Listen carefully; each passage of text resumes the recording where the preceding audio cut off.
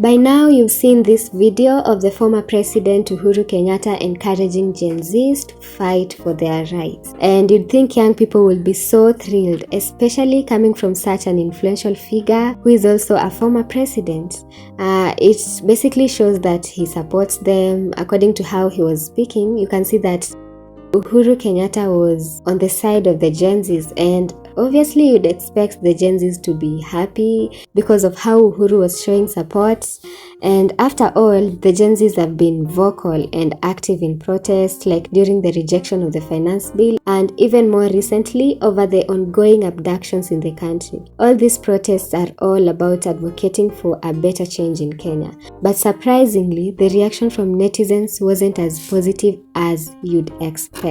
Although a few praised him, the majority had a very different reaction. Let's see the video and see how people reacted to this, because the reactions are something else from what everyone would expect, because everyone is saying that this is not the case, he's just here to fool around with us. We'll just see how the netizens reacted to this.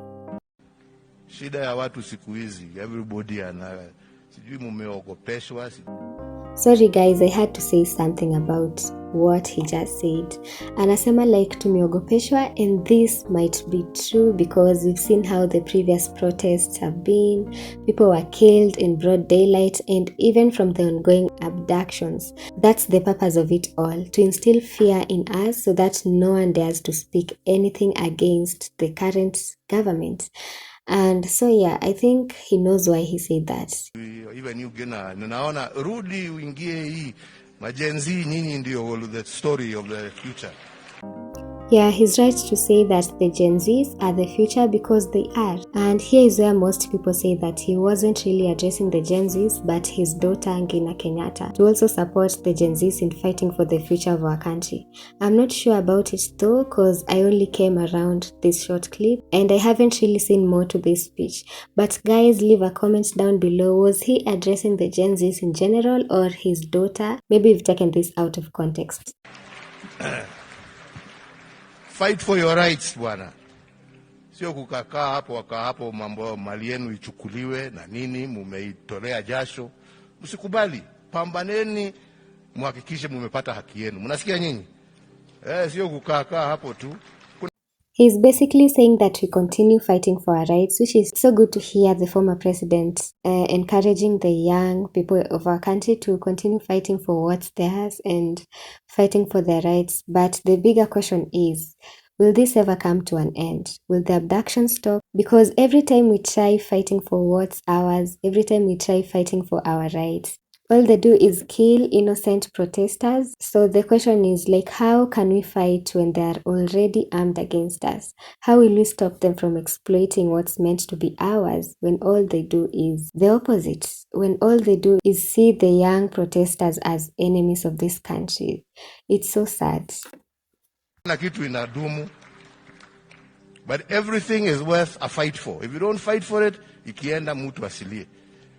Msimame mupiganie haki yenu, na mko na hawa watoto wamebaki ambao wako tayari kupigania haki yao, waungane pamoja nanyi. Can't just stand there and let people take your hard earned sweat.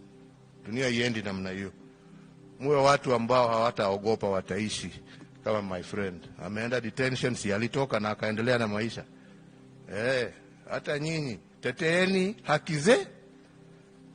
Sio kukaa tu munaogopa. Kuogopa sasa ni sisi tutulie sisi. Ninyi ndio mko na nguvu ya kupambana na hiyo watu. But we are behind you. Muendelee namna hiyo.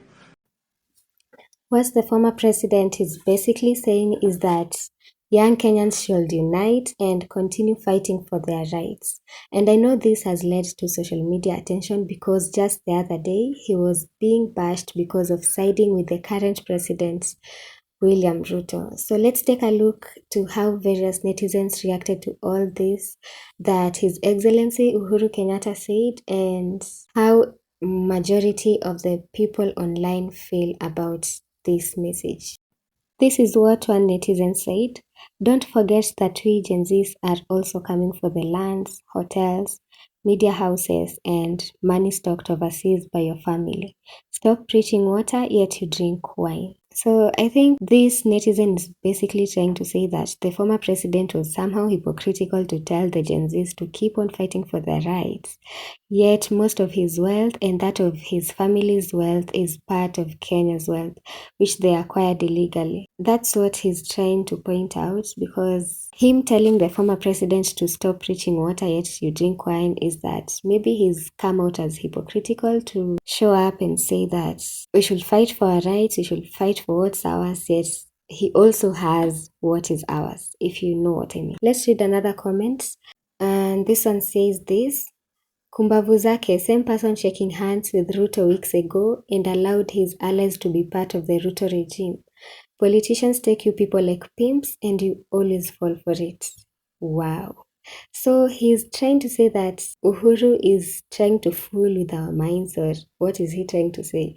Like, because he says that politicians take you people like pimps and you always fall for it. Is it really the case?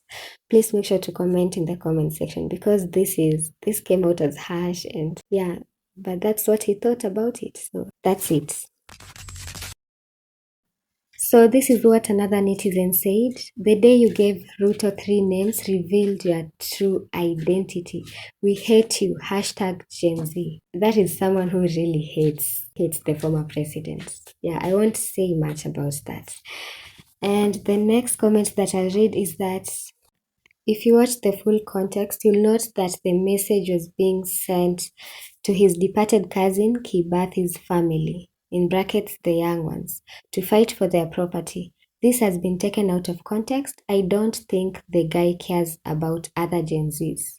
Well, this is what I was talking about previously. Maybe he was talking to his family and we took it as if the former president was addressing the Gen Zs, but it's clear here that this guy is saying that maybe he watched the full context. He says that you'll note that the message was being directed towards his family.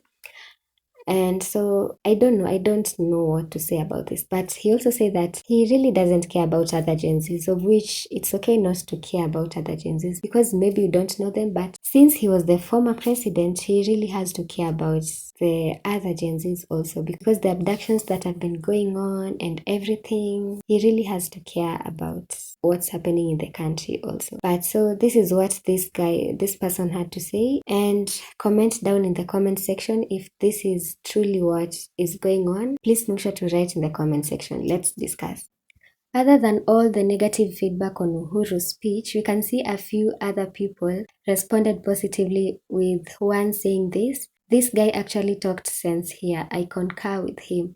So this is one person who supported what Uhuru said, and what he said is that we basically should fight for our country and fight for what is ours. And another positive comment that I saw is that good Uhuru, but we know this might just be games. So this is someone that is supporting him, but also feels like, oh, maybe he's not really supporting the Gen Zs, but it's just the political games going on. So we've come to the end of the video. Please make sure to like, comment, and subscribe, and see you in my next video. Bye bye.